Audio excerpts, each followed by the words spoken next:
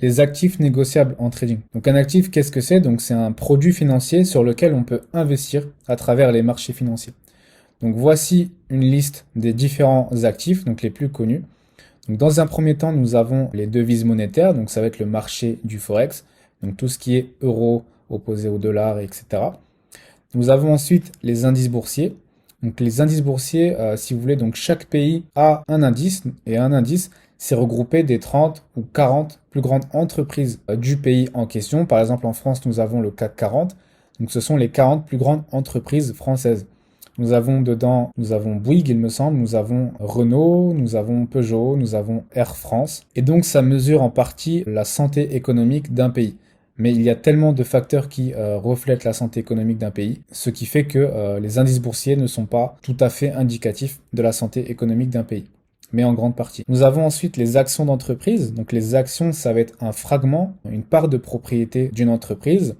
Dans certains cas, donc on va pouvoir avoir un pouvoir de direction, un pouvoir de décision, notamment à travers les assemblées organisées par les entreprises, où est-ce que les actionnaires peuvent décider de l'avenir de l'entreprise ou des stratégies à adapter. Nous avons ensuite donc les énergies, donc tout ce qui est pétrole, gaz, etc.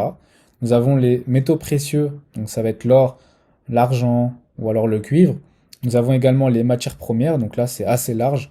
On a même le jus d'orange, on a le cacao, le café, on a également le blé, on a un tas de choses. On a ensuite donc les crypto-actifs, donc tout ce qui est crypto-monnaie, Bitcoin, Ethereum, etc. Ensuite, donc nous avons les obligations ou alors bons du trésor. Donc ce sont des titres émis par les États, par les gouvernements, dans le but de se voir prêter de l'argent.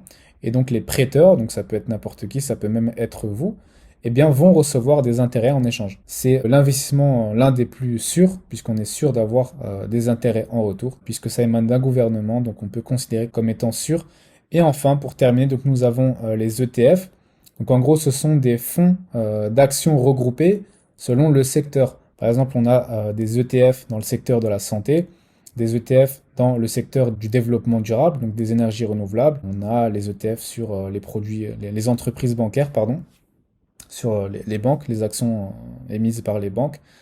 Donc ça permet par exemple à une personne qui a envie d'investir dans un secteur en particulier, mais qui ne sait pas réellement lesquelles actions choisir. Donc en fait, chaque actif, en général, telle ou telle personne va choisir de trader sur un actif selon le risque qu'il y a sur un actif en particulier.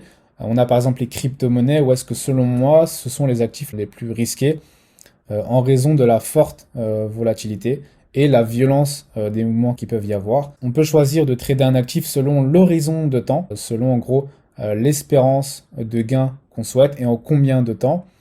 Et des fois, ça peut être l'attrait, ça peut être pour plusieurs raisons, on peut être attiré par un actif. Par exemple, un trader français ou un investisseur français va plutôt privilégier d'investir sur le CAC 40 ou sur les actions françaises parce qu'il est français. Ça peut être pour un tas de raisons.